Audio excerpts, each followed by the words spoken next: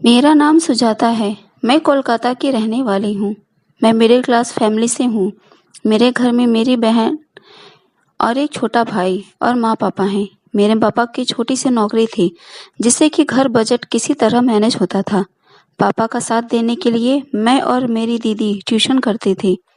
पर एक दिन मैं और मेरी दीदी कॉलेज जा रही थी। तभी मेरा एक्सीडेंट हो गया और मेरा एक हाथ कट गया। तभी से मैं एक हाथ से अपाहिज हो गई। पर फिर भी मैं अपनी इस कमी को किसी के सामने जाहिर नहीं होने देती। मैं हर वो काम करती हूँ जो मुझे करने को मिलता है। पर फिर भी मेरे माँ बाप को न जाने क्यों मेरी चिंता लगी रहती थी। मेरी दीदी की शादी तय हुई थी। दीदी के ससुराल वाले अमीर लोग थे, पर दीदी इस बात से खुश नहीं थी और मम्मी पापा से मना करने लगी कि मैं यह शादी नहीं करूँगी। क्योंकि घर परिवार अच्छा था, इसलिए माँ पापा चाहते थे कि दीदी की शादी उसी घर में हो जाए, जिससे कि हम लोगों के जैसे वह परेशान ना हो। जिस दिन बारात आनी थी, उसी दिन दीदी घर छोड़कर चली गई। माँ पापा परेशान होने लगे कि इतने बड़े लोग हैं, वह हम लोगों को कहीं का नहीं छोड़ेंगे। इसलिए बिना कुछ बताए मुझे दुल्हन बनाकर मंडप में भेज दिए और दीदी की जगह उस घर में मेरी शादी हो गई और मैं दुल्हन बनकर चली गई। पूरी शादी घूंघट करके हुई। जब मैं वहां पहुंची तो मुझे डर लग रहा था कि जब वे लोग मुझे देखेंगे तो क्या कहेंगे। पर माँ बाप की इज्जत बचानी थी, इसलिए मैंने सोचा कि अब जो भी होगा देखा जाएगा। जब मैं ससुराल पहुंची और उन लोगों ने मेरा घूंघट उठाया तो हैरान रह गए। बोले कि तुम्हारी दीदी कहाँ है? तुम दुल्हन बनकर क्यों बैठी हो? मैंने सर नीचे कर लिया। मैं क्या जवाब देती कि मेरी दीदी भाग गई? मैं कुछ नहीं बोल रही थी। तब इतने में सासू माँ बोली कि जब उसे शादी ही नहीं करनी थी तो पहले ही मना कर देती। पर चलो कोई बात नहीं, कम से कम हमारी इज्जत तो बच गई, वरना पता नहीं क्या होता। मुझे मम्मी जी की बात सुनकर मेरी सांस में सांस आई कि चलो ये लोग समझदार हैं, वरना मुझे बहुत डर लग रहा था कि पता नहीं ये लोग मेरे साथ क्या क्या करेंगे। पर सभी ने समझौता करते हुए मान लिया कि कोई बात नहीं, इसके नसीब में ही इस घर की दुल्हन बनकर आना था, इसकी दीदी का नहीं। उस दिन तो सब लोग बहुत थक गए थे और इस बात से कहीं न कहीं सबको थोड़ी बेचैनी तो थी। तो सासू माँ उस रात मेरे साथ सोई और कहीं बहू डरना मत, यहाँ तुम्हें कोई कुछ नहीं कहेगा, तुम्हारी दीदी नहीं तो तुम ही सही। दूसरे दिन मैं उठी और नहाकर तैयार हुई और रीत रिवाज के लिए मुझे लेकर बाहर गई और सब कुछ बहुत अच्छे से हुआ। पर कहीं न कहीं मुझे ऐसा लग रहा था कि इन लोगों को थोड़ी बहुत शिकायत तो है ही मुझसे, पर किसी ने कुछ कहा नहीं मुझसे। अब शाम हो गई और कमरे में बैठी थी।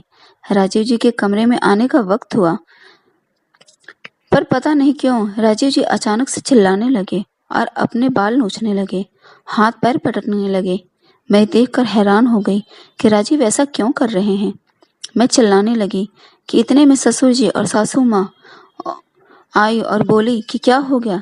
मैं डर के मारे में कोने में बैठी थी। ससुर जी मुझे समझाते हुए बोले कि कोई बात नहीं बेटी, राजीव अभी ठीक हो जाएगा। इतने में मम्मी जी अपने कमरे में गई और पायल पहनकर आई। ये पायल झांझर वाली थी, बहुत जोर जोर से छनक रही थी। फिर राजीव जी को अपने साथ अपने कमरे में ले गई। उस रात राजीव जी 2 घंटे तक सासू माँ के कमरे में थे।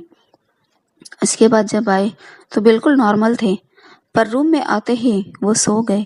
मैंने सोचा कुछ हुआ होगा, अभी आराम करने देते हैं। सुबह मैं जगकर सारा काम की और राजीव जी को देखा कि वो बिल्कुल नॉर्मल हैं। फिर जब रात हुई तो राजीव जी को फिर वही हुआ। फिर मम्मी जी वैसे ही पायल बांध कर आई और राजीव को अपने साथ ले गई और 1 घंटे के बाद फिर राजीव जी आए तो बिल्कुल नॉर्मल थे और आते ही बस हो गए। मैं हैरान थी कि 2 दिन से क्या हो रहा है। मैंने मम्मी जी से पूछा कि मम्मी जी क्या हुआ, राजीव ऐसा क्यों करते हैं? तो माँ जी बोली कि कुछ नहीं बेटी, थोड़ा सा परेशान है राजीव, शायद दुल्हन बदल गई ना, तो इसीलिए। कोई बात नहीं, कुछ दिन में सही हो जाएगा। पर अब तक 10 दिन हो गया और राजीव अभी भी वैसे ही थे, उनके अंदर कोई भी बदलाव नहीं आया। अब मुझे समझ आ गया था कि राजीव ठीक नहीं है, बल्कि उन्हें दौरा पड़ता है। और ये बात भी समझ आ गई कि इतने अमीर होने के बावजूद इन लोगों ने गरीब के घर में रिश्ता क्यों किया। शायद इसीलिए जिससे कि हम लोग आवाज़ ना उठा सके। पर मैं ऐसी नहीं थी। मुझे जानना था कि आखिर में राजीव जी को दौरा क्यों पड़ता है, और दिन भर तो ठीक रहते हैं, शाम के समय ही उनको दौरा क्यों पड़ता है। अब तक मेरी शादी के 2 महीने हो गए थे और ये रोज का चक्कर हो गया था। शाम के टाइम राजीव जी को सासू माँ झांझर वाला पहल पहनकर के आती और उन्हें साथ ले जाते, और जब 1-2 घंटे बाद आते तो राजीव बिल्कुल नॉर्मल रहते थे। अपने कमरे में आते ही वो सो जाते थे, मुझसे एक शब्द भी नहीं बोलते थे। मैंने उनसे दिन में कई बार बात करने की कोशिश की, पर वह यही कहते कि मुझे नहीं पता मुझे क्या हो जाता है। मम्मी जी भी कुछ नहीं बताती थी, पापा जी भी कुछ नहीं कहते थे। मुझे समझ नहीं आ रहा था कि मैं किससे बात करूं। अपने मायके भी नहीं कह सकती थी क्योंकि माँ पापा परेशान हो जाते। इसलिए एक दिन मैं खुद पता लगाने के लिए सासू माँ के कमरे में बेड के पीछे छुप गई कि आखिर बात क्या है, कि आखिर में सासू माँ ऐसा क्या करती हैं कि राजीव ठीक हो जाते हैं, और झांझर वाली पायल का राज क्या है। इसलिए जैसे ही राजीव जी को दौरा पड़ा तो मैंने बहाना बनाकर बाहर जाने का नाटक किया और सासू माँ के कमरे में जाकर बेड के पीछे छुप गई। और फिर मैंने वह देखा जिसकी कल्पना मैं कभी नहीं कर सकती थी। राजीव बेड पर बैठकर माँ के पायलों के साथ बच्चों के जैसे खेल रहे थे और माँ राजीव के सर पे अपना हाथ फेर रही थी, जैसे कि राजीव को फुसलाने की कोशिश कर रही हो। और राजीव लगातार माँ के पैरों और पायल के साथ खेल रहे थे जैसे छोटे बच्चे हो। बीच बीच में मम्मी जी बोल रही थी कि राजीव अब ठीक हो, अब अपने कमरे में जाओ। तो राजीव माँ को गुस्से से देखने लगे और तो और बीच में एक बार हाथ भी उठा दिए। उसके बाद माँ चुप हो गई। राजीव लगातार 2 घंटे तक खेले और उसके बाद माँ को देखकर 2 मिनट शांत बैठे थे, फिर कमरे से बाहर चले गए। यह सब देखकर मैं हैरान थी कि सब क्या है और क्यों। अब मैं चुपके से बाहर जाने वाली थी, पर मेरी बेचैनी बढ़ गई, इसलिए मैं बाहर जाने के बजाय मम्मी जी के सामने आ गई। और मम्मी जी, जो कि गंभीर सोच में बैठी हुई थी, वह अचानक से मुझे देखकर चौंक गई और बोली कि बहू तुम यहाँ यहाँ कैसे। हड़बड़ाकर खड़ी हो गई। मैंने कहा मम्मी जी, मैं इतने दिनों से परेशान थी और पूछ रही थी आपसे कि राजू को क्या हो जाता है, पर ना आपने मुझे कुछ बताया और ना पापा ने और ना राजीव जी ने। मम्मी जी फिर बात को टालने की कोशिश की, पर मैंने कहा कि मम्मी जी मैंने सब देख लिया है, पर राजीव ऐसा क्यों करते हैं आज तो आपको बताना ही पड़ेगा। और अगर राजीव को यह झांझर वाला पायल पसंद ही है तो वह आप मुझे पहना देती, पर आप ही क्यों पहन कर आती हैं। इस पर मम्मी जी बोले कि बेटी तुम गलत समझ रही हो।